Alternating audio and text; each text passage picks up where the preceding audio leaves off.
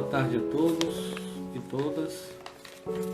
É a Casa da Fraternidade, mais uma vez, transmitindo a sua palestra de sábado à tarde. Boa tarde, companheiro Ariosvaldo, como vai? Boa tarde, Luiz. Ótimo. Saudações aí para vocês que estão aí acompanhando essa live. Enquanto isso, eu vou ler uma mensagem para que a gente se prepare melhor. Estamos dando início a essa palestra nessa tarde de sábado. Desperte a alegria e a saúde durante este dia. Sinta a alegria penetrando no seu corpo todo. Veja-se com o máximo de saúde que alguém pode ter. Tudo em você funciona como uma máquina fenomenal, em perfeitas condições. Nada de atrapalho, doença, infelicidade. Não há do que se queixar. Agradeça a Deus por isto. Ande em paz e deixe o amor penetrar em você. A alegria e a saúde perfeitas realimentam-se no amor desinteressado. Pronto? Vamos fazer a nossa oração para darmos início, então. Neste momento, nós pedimos aos nossos companheiros, dirigentes da Casa da Fraternidade, pois é ela que aqui se encontra de forma virtual para levar a palavra do Cristo para as pessoas. Levemos nossos sentimentos, nossos pensamentos, para pedirmos ao Mestre Jesus que esteja conosco, nos trazendo paz, harmonia, e que o nosso companheiro Ariosvaldo seja inspirado e que todos possam receber as boas vibrações provenientes do plano maior. Que Jesus nos abençoe e nos acompanhe nessa atividade. Companheiro Ari, vamos então dar início à nossa atividade de hoje. Hoje você irá falar sobre... Com ardente amor. Você está ouvindo então, bem? Estou ouvindo bem. É o capítulo 99. Exatamente, do livro Pão Nosso, psicografado por Chico Xavier e ditado pelo Espírito de Emmanuel. Esse livro ele foi publicado em 1950. É interessante que logo acima desse capítulo existe uma citação evangélica que foi retirada do capítulo 4, versículo 8 da primeira epístola de Pedro, do apóstolo Pedro. E essa citação, ela diz assim: mas sobretudo, tende ardente amor uns para com os outros. Eu vou ler a mensagem. Eu vou só acrescentar que, para contextualizar, que Pedro colocou essa frase no ano 2000. E Emmanuel vai comentar ela nesse capítulo do Pão Nosso em 1950. 70 anos, né? Há 70 anos atrás. E o Espiritismo, nós vamos exatamente fazer essa reflexão à luz do Espiritismo, já tem 163 anos. Sim. Só para, antes que você leia a mensagem, eu fiz questão de colocar essa observação. Então você disse que Pedro fez essa colocação 70 anos depois de Cristo. Há 2000 anos atrás, né? Ah, sim, entendi, há 2000 anos, está claro. E Emmanuel vem comentar ela e escreveu para nós em 1950, há 70 anos atrás. Com certeza. Então, é muito interessante a gente contextualizar o que era que Pedro queria dizer, para quem, e o que é que Emmanuel quer nos passar, para a gente contextualizar para os dias de hoje, a fim de que, nessa reflexão, nós saiamos melhor do que o que nós entramos hoje. Beleza. Ok. É a mensagem 99, né? Com ardente amor. Mas, sobretudo, tende ardente caridade uns para com os outros. Pedro, primeira epístola de Pedro. Não basta a virtude apregoada em favor do estabelecimento do reino divino entre as criaturas. Problema excessivamente debatido. Solução mais demorada. Ouçamos individualmente o aviso apostólico e enchamo-nos de ardente caridade, uns para com os outros. Bem falar, ensinar com acerto e crer sinceramente são frases primárias do serviço. Imprescindível trabalhar, fazer e sentir com Cristo. Fraternidade simplesmente aconselhada a outrem constrói fachadas brilhantes que a experiência pode consumir no minuto. Urge alcançarmos a substância, a essência. Sejamos compreensivos para com os ignorantes, vigilantes para com os transviados na maldade e nas trevas, pacientes para com os enfermiços, serenos para com os irritados e, sobretudo, manifestemos a bondade para com todos aqueles que o Mestre nos confiou para os ensinamentos de cada dia. Raciocínio pronto, habilitado a agir com desenvoltura na terra, pode constituir patrimônio valioso. Entretanto, se lhe falta coração para sentir os problemas, conduzi-los e resolvê-los no bem comum, é suscetível de converter-se facilmente em máquina de calcular. Não nos detenhamos na piedade teórica. Busquemos o amor fraterno, espontâneo, ardente e puro.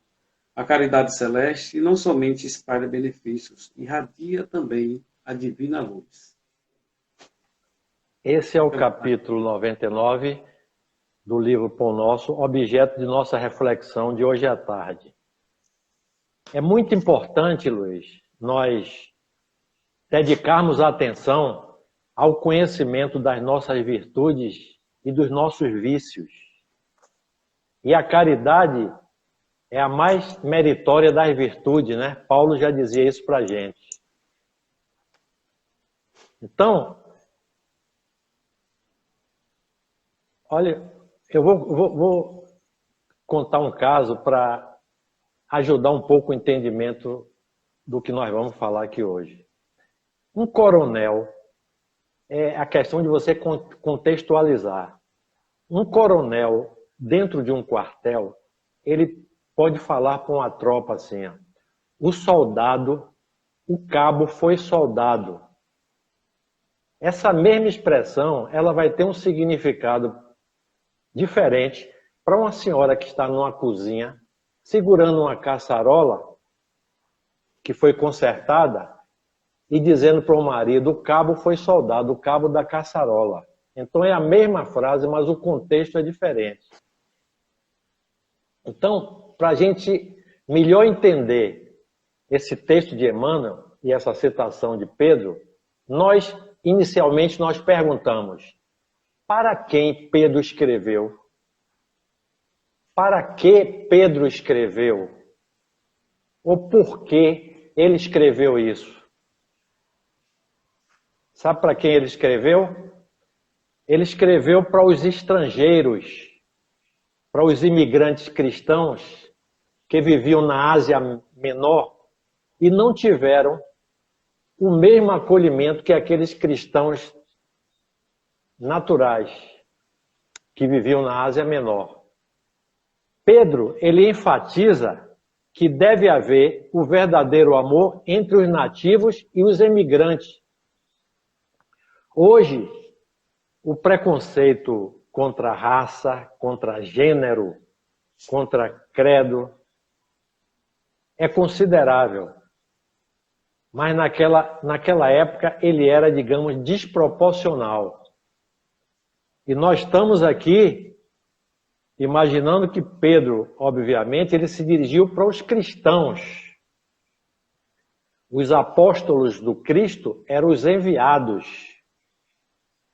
Os discípulos, os aprendizes, talvez nós, os pastores, os padres, os palestrantes espíritas, devem estar enquadrados nessa categoria. Porque apóstolos eram enviados e os discípulos, os aprendizes. Então, como eu já falei inicialmente, 2000 anos depois desses ensinamentos, em 1950, Emmanuel retoma essa citação de Paulo e amplia para nós cristãos contemporâneos. principalmente os discípulos. Emmanuel veio nos propor um amor-ação. Nós lembremos-nos que a caridade é o amor em ação. Se o que é caridade é por nós mal entendido, ela é, por conseguinte, mal aplicada. Nós usamos na nossa comunicação muitos termos de forma equivocada e às vezes nós enfatizamos de forma desnecessária. Quando falamos com certeza absoluta, é como se a certeza já não fosse em si absoluta. Então, com a palavra amar, acontece o mesmo. Ora, nós utilizamos o amar como substantivo, ora, nós utilizamos como adjetivo e ora, nós utilizamos como verbo. Os gregos tinham 10 palavras para significar o amor. Se ela é utilizada como substantivo, nós sabemos que o substantivo, ele designa, nomeia processos e até sentimentos, que nós intitulamos de sentimentos descartáveis. É comum muito se ouvir: João sentia amor pela namorada, mas já a descartou. Quer dizer, ele descartou a namorada e o amor era descartável. Como adjetivo, nós sabemos que o adjetivo ele qualifica o substantivo. Alguém pode dizer, uma senhora, esse meu bebê é um amor. Às vezes, você até não concorda que o bebê dela é um amor. Então, por conclusão, adjetivar é muito pessoal. Vejamos finalmente o amor como verbo. Nas religiões, o amor sempre foi verbo por ser ação. Jesus amou. Por isso ele ensinou, ele criou, ele delegou, ele curou, ele abençoou. A religião que Jesus veio nos ensinar foi o amor. E o roteiro que ele nos deixou é o Evangelho. O Evangelho não deve ser uma teoria em nossas vidas. O Evangelho é um guia prático para qualquer situação do nosso cotidiano. Qualquer um de nós, não é só na atividade religiosa, em qualquer atividade que ele esteja desempenhando, ele pode arrastar as pessoas pelo exemplo dele, não pelas palavras. Com relação a um palestrante, o padre, o pastor, não é suficiente apenas o bem falar. Não é o suficiente se ensinar com acerto, porque tudo isso são fases primárias desse serviço que nós estamos desempenhando. As atitudes é que, afinal, vão falar mais alto. Vejamos o verbo. O verbo, nas religiões, o amor sempre foi verbo, por ser ação.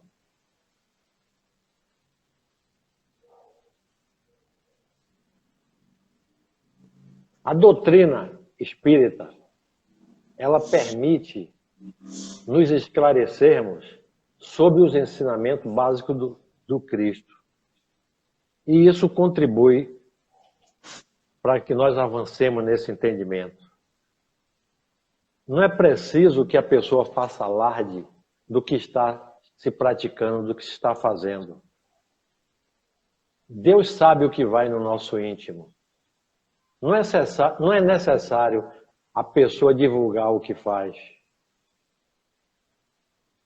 O entendimento do que é caridade, às vezes, se torna mais difícil Porque a caridade, ela se espraia em variadas nuances, com aspecto de materialidade e com aspecto de espiritualidade. Nós intitulamos a caridade de caridade material e de a caridade moral. Isso apenas para efeito didático. O que é a caridade material? É aquela em que normalmente se você doa coisas materiais, roupa, dinheiro, alimento. E a caridade moral, ela se apresenta de uma forma mais sutil. Quando você faz uma oração em benefício de outrem, ou quando você ajuda uma pessoa num determinado trabalho, você está exercendo a caridade moral. Se, exercendo a caridade moral de ensinar o outro, na maioria das vezes, nós agimos de forma contrária ao que nós estamos pregando, nós estamos falhando. Falar uma coisa e fazer outra é hipocrisia. Por isso Jesus nos dizia: escute o que eles estão pregando, mas não façam o que eles fazem. Outro dia uma palestrante aí na casa citou o exemplo de Mahatma Gandhi, quando a mãe pediu a ele para que falasse para o filho dela para não comer açúcar. E ele não aconselhou o menino. Depois de 2 meses foi que ele aconselhou o menino. Posteriormente ele explica à mãe por quê. Porque ele também comia açúcar, ele não poderia dar um conselho ao menino para não comer açúcar se ele próprio comia. Todos nós podemos exercer a caridade em qualquer nível. Até moradores de rua dividem o pouco que tem com os outros mendigos e repartem o que tem até com seus animais. Os centros espíritas, dentro do possível, doam alimentos, roupas, enfim, coisas materiais aos que estão necessitando. Mas o objetivo primordial dos centros não é esse. É o de ajudar as pessoas na sua evolução espiritual. Ao doar bens materiais, os centros e as casas que fazem isso estão apenas apagando um incêndio que a sociedade iniciou. Iniciou e mantém. Inclusive, os centros espíritas, eles têm funcionado da mesma forma como há 100 anos atrás. Divulgam palestras, fazem atendimento fraterno, dão passes, fazem reuniões mediúnicas. E as pessoas ficam na posição de passividade. Muita gente frequenta os centros espíritas porque perdeu um ente querido e querem, às vezes, até se comunicar com esse ente, ou para que o centro amenize a sua dor. As casas espíritas deveriam, desde o início, no atendimento fraterno, explicar a realidade do sofrimento e fazer com que eles passem a estudar para entender o processo a que eles estão sendo envolvidos. Às vezes, iludimos aos outros, iludimos a nós mesmos, porém jamais poderemos enganar o plano espiritual. Somente através do nosso exemplo é que nós iremos alçar planos superiores. No próprio capítulo que foi lido há pouco, Emmanuel nos diz que nós não devemos nos deter na piedade teórica. A piedade tem que ser praticada na sua plenitude. Quando falamos, as nossas palavras devem estar impregnadas com o sentimento que emana da pessoa, mas tem que estar suportada pelos nossos atos. A beneficência praticada, sem ostentação, ela tem duplo mérito. Além de ser caridade material, é também caridade moral, uma vez que ela resguarda a suscetibilidade, a vergonha do beneficiado. Tem pessoas que pedem, mas pedem envergonhado. Na realidade, elas não querem se manter na condição de pedinte. Faz a pessoa aceitar a doação, o benefício, sem que seu amor próprio se ressinta. E você salvaguarda, você protege a dignidade do homem. Aceitar um trabalho é coisa bem diversa de receber esmola. Nós escutamos muito as pessoas falando, eu quero trabalhar, eu não quero esmola. Por isso, o Evangelho nos adverte, transforme a sua esmola em trabalho. O Bolsa Família é para quem está abaixo do nível de pobreza, mas é para que a pessoa se liberte dessa dependência. Converter esmola em serviço, pela maneira de prestá-lo, é humilhar o que recebe. Entender que é um serviço e não simplesmente o da esmola. Porque no fato de nós humilharmos a outro, sempre está embutido um orgulho e maldade. Então, entregar o alimento material, ao nós entregarmos esse alimento material, que a gente entregue junto o seu carinho, o nosso carinho. O benfeitor, ele deve inverter os papéis, achar um meio de figurar como beneficiário diante daquele que presta serviço, ou seja, você que está se beneficiando em prestar o serviço a ele. A caridade é a virtude fundamental sobre o que há de repassar todo o edifício das virtudes terrenas. Sem ela, não existem as outras. A caridade é a eterna âncora da salvação e a mais pura emanação do próprio Criador.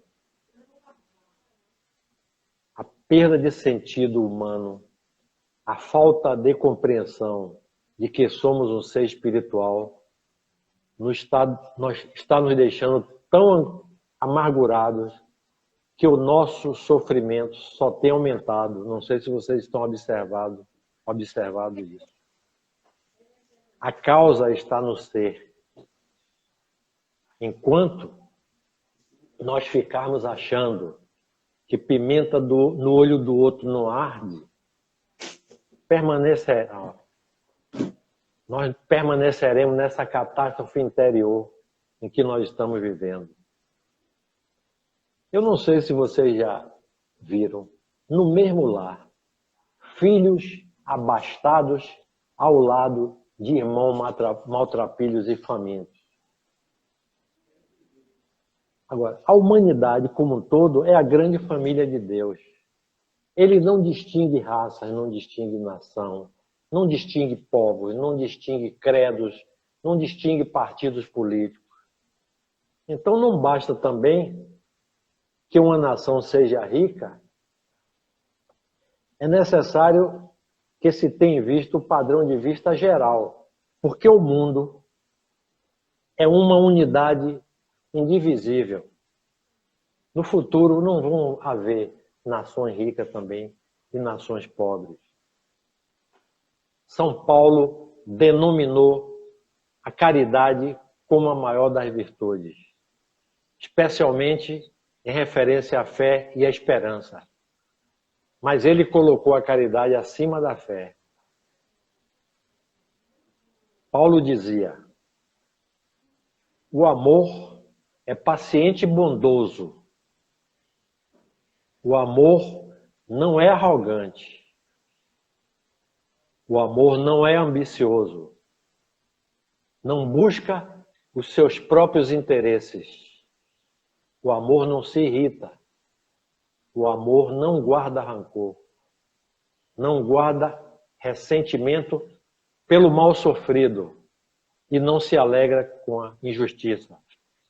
Mas regozija-se com a verdade, tudo desculpa, tudo crê, tudo espera, tudo suporta. Divaldo, há 2 dias atrás, no artigo que ele escreve para o Jornal à Tarde, ele acrescenta que nesses dias tempestuosos, a caridade é convidada a visitar-nos em regime de emergência. Tudo que Jesus ensinou cabe meia folha de papel. Amar a Deus sobre todas as coisas, de todo o seu coração, amar ao próximo como a si mesmo e, por consequência, fazer ao próximo o que gostaria que vos fizesse. O Evangelho é tão espetacular. Eu fiz uma imagem assim, vamos supor, uma pessoa coloca em sua mão algo do tamanho de uma semente de um grão de feijão. Você planta e obtém uma sequoia, que é aquela árvore imensa, que cresce dezenas de metros, tem um diâmetro de... Precisa 8 homens para abraçá-la e pesa toneladas. Então o Evangelho é essa semente. Mas tem uma sequoia embutido, e muito mais. No Sermão da Montanha, que é a síntese do Evangelho, quando ele diz: bem-aventurados os pobres em espírito, é só uma proposição, desde quando tem adquirido a humildade. Bem-aventurados os aflitos, desde quando tem conseguido a virtude da resignação. Bem-aventurados os mansos, desde quando tenham adquirido a mansuetude. Depois disso, bem-aventurado aqueles que têm fé na justiça, não a justiça dos homens, mas a justiça divina, suportado pela virtude da fé e utilizando o instrumento da oração. Depois, bem-aventurado, misericordiosos, desde quando tenham adquirido a virtude do perdão. Os puros de coração, depois de terem adquirido a virtude do altruísmo. E, enfim, os perseguidos por amor à justiça, quando tiverem conseguido a caridade. Dá o que possas, como possas e quanto possas, em benefício do outro.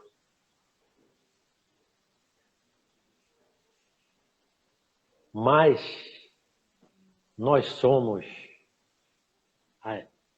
forçados a nos lembrar da caridade esquecida. O que é a caridade esquecida?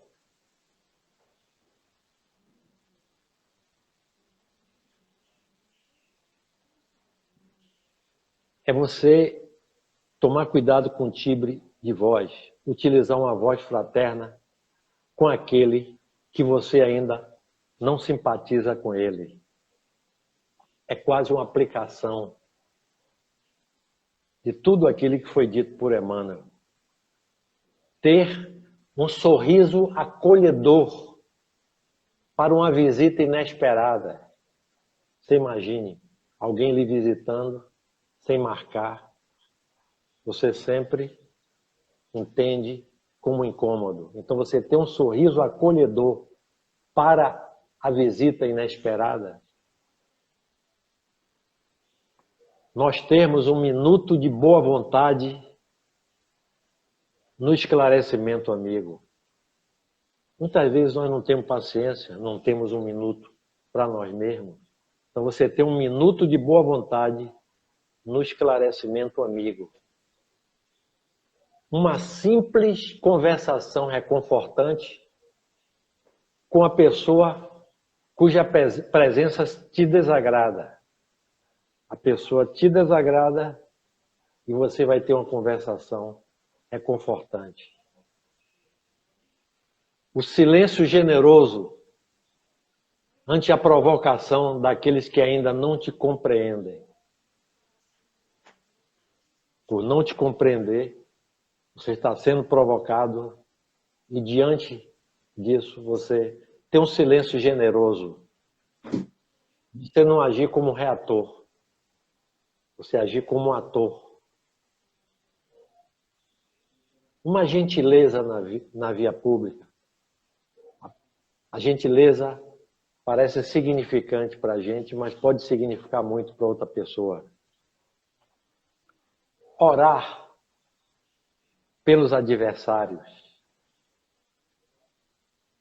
Uma ligeira visita aos doentes.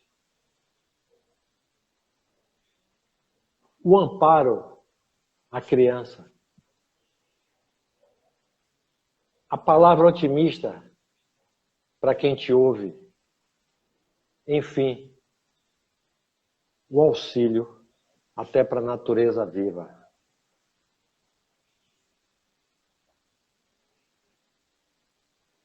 Nós falamos na fé e no instrumento da oração. O fruto da oração é o aprofundamento da fé. O fruto da fé é o amor. O fruto do amor é o serviço. E o fruto do serviço é a paz. Os atos de amor são atos de paz.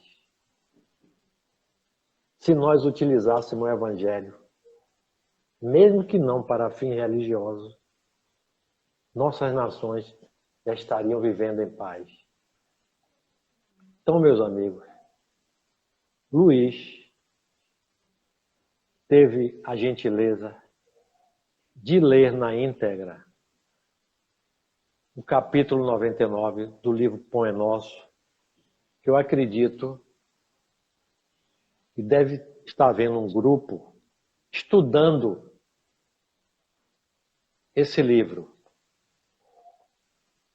Então, Emmanuel nos disse, não basta a fé apregoada, não basta você divulgar a virtude, não basta você divulgar a virtude para você tentar estabelecer o reino divino entre as criaturas. E ouçamos individualmente o aviso apostólico. Os apóstolos, como enviados do Cristo, reforçou essa lição para nós. Não adianta o bem falar, o ensinar com acerto, o crer sinceramente, porque isso tudo é início do trabalho. É imprescindível o trabalho. Você não pode aconselhar a fraternidade. Você tem que praticar. Nós temos que alcançarmos a essência das coisas. No início, quando nós foi dito qual o título da nossa reflexão, com ardente amor. E qual é o amor que não é ardente? Então, olha o conselho de Emmanuel. Sejamos compreensivos para com os ignorantes, vigilantes para com os transviados na maldade e nas trevas, paciente com os enfermos, serenos para com os irritados, bondosos para com todos. Não adianta só o intelecto, é preciso que haja o sentimento. o raciocínio pronto, a habilidade no agir com desenvoltura, é um patrimônio valioso, como ele nos disse. Entretanto, nos falta o sentimento.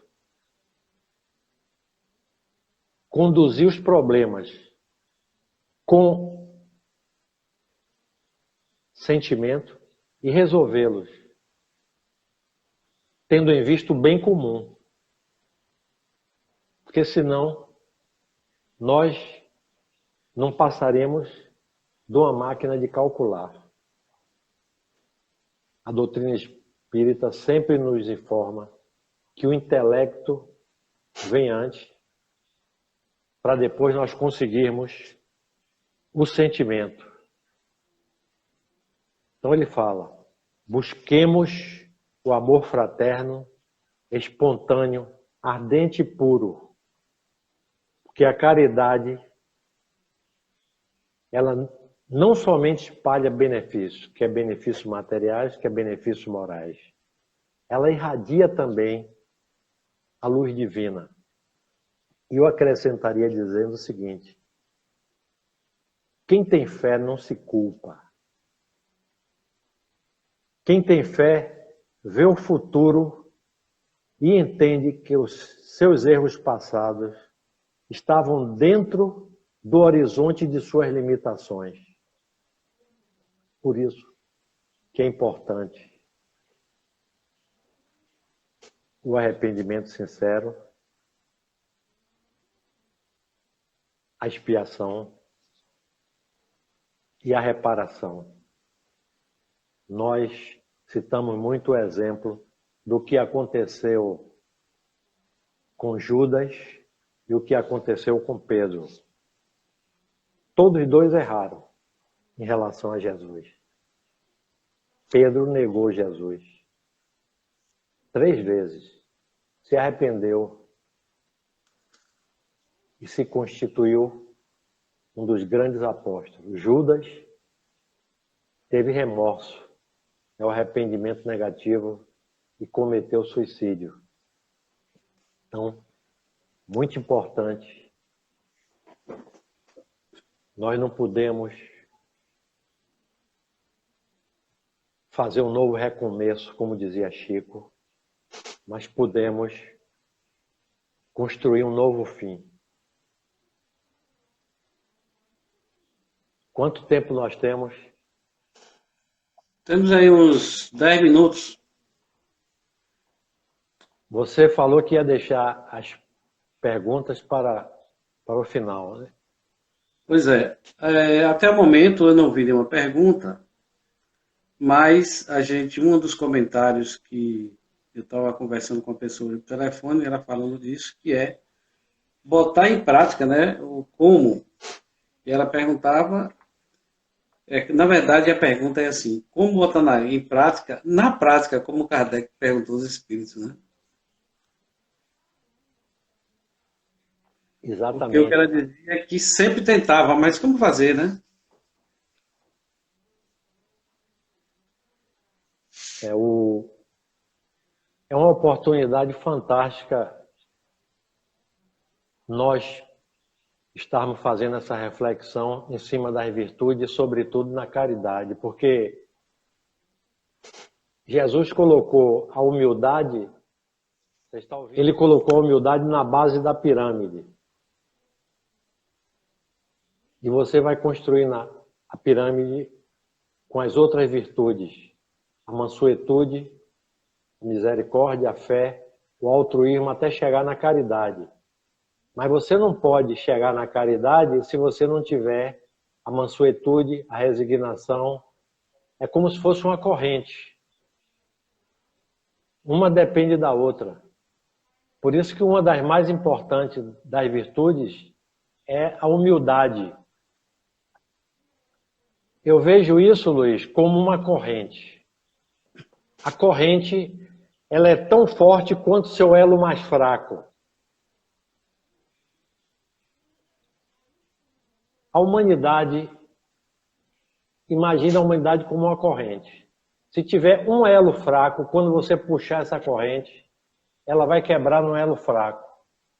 Na prática, muitas vezes as pessoas com a dengue, com a chikungunya, eles até limpam as suas casas, os seus terrenos, mas ele não está livre de pegar a doença porque o vizinho dele não limpou.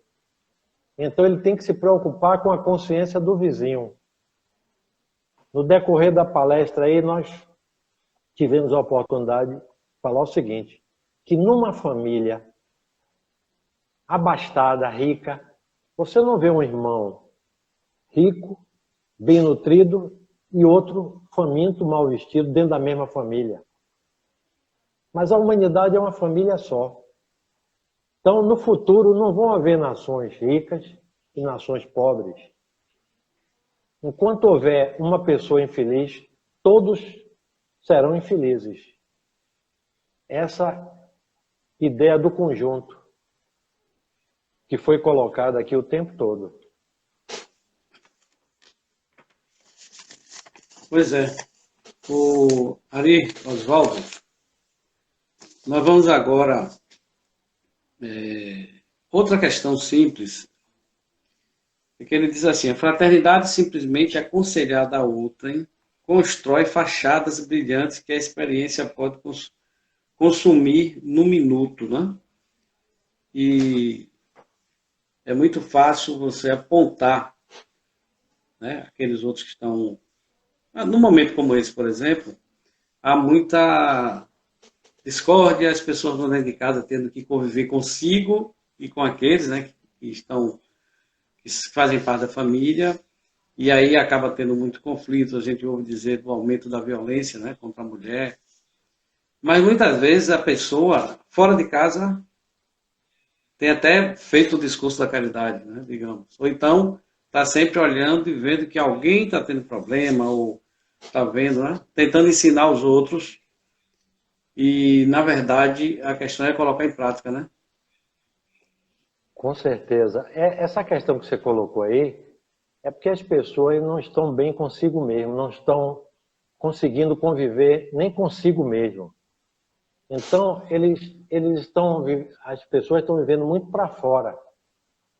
E essa pandemia está fazendo com que nós tenhamos essa oportunidade de enxergar um problema que já existia. Não é a pandemia que está causando o problema. Sim. Ela só está revelando. Revelando as dificuldades que já existiam. O Luiz, eu tive a oportunidade de fazer uma viagem de Itaparica para Salvador e tinham 3 senhoras conversando. Uma delas narrava de que tinha uma casa lá em Itaparica, mas ela não conseguia ficar lá sozinha. Ela tinha que ir para o shopping para ouvir barulho, ouvir as pessoas. Então as pessoas não estão conseguindo. Você pode perguntar por que Gandhi, por que Mandela ficou dezenas de anos preso num quarto de quase 2 metros por 2 metros e saiu de lá melhor do que o que entrou. Esse capítulo que foi colocado aqui, o capítulo 99 do livro psicografado por Chico e ditado por Emmanuel, ele fala da caridade. As pessoas têm dificuldade de entender o que é a caridade. Muitas vezes as pessoas pensam que caridade é dar esmola. Confunde muito. Eu, no início da nossa reflexão, eu falei da questão do substantivo, do adjetivo e do verbo. Quando você diz assim, com ardente amor, qual é o amor? O amor verdadeiro, que não é ardente. Então parece que você está fazendo um reforço desnecessário. É pelo nosso nível de entendimento. Em função do nosso nível de entendimento. Nós temos muita dificuldade de trabalhar os nossos sentimentos, as nossas virtudes e os nossos vícios. Por isso que a maneira mais prática, você inclusive já falou aí, e muitas vezes nós repetimos em palestra, que Santo Agostinho deu aquela informação e que é a maneira mais prática e segura. Era com o autoconhecimento e com a reforma íntima. Mas as pessoas ficam sem saber como fazer a reforma íntima. Eu terminaria aqui, Luiz, dizendo o seguinte. Primeiro, agradecer pela oportunidade do trabalho e dessa reflexão. Mas que nós não percamos o sentimento de justiça. Muitas vezes, quando nós temos esse sentimento de justiça, o prejudicado passa a ser nós próprios. Você já observou? As pessoas têm medo de fazer justiça quando vai se prejudicar. Que nós oremos pedindo a espiritualidade que nos ensine a orar, mas sem esquecer o trabalho.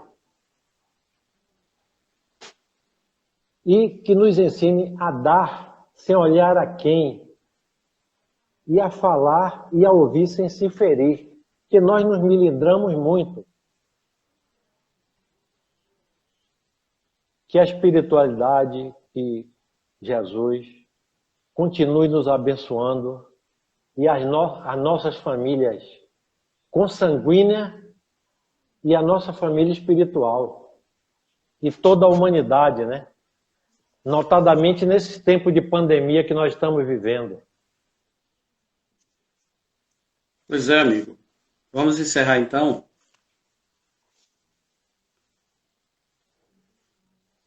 Vamos primeiro agradecer a você, né? Agradecer a Oswaldo. Informar a todos que na segunda-feira nós vamos ter outro trabalho como esse, né? E na época nós vamos falar sobre evitar contender, é o termo que ele usou, né? Evitar a discórdia. E nos cabe agora finalizar. Vamos pedir a Jesus que nos ampare a todos, nos ilumine, nos proteja e que possamos estar sempre produzindo boas energias, bons sentimentos, para que possamos contribuir para que tudo volte ao melhor, tudo volte ao normal, que todos possam tirar conhecimento, né, desses momentos de dor. Agora nós vamos ter que encerrar, porque o horário é previsto, e desejamos a todos muita paz, e encerramos com votos de paz e harmonia para todos os nossos irmãos, confiantes em Deus, na sua bondade e na sua sabedoria. Até logo, meu amigo. Nos despedimos de todos, encerrando então a nossa transmissão de hoje, com votos de paz para todos. Que Deus nos abençoe. Tchauzinho. Obrigado. Até mais.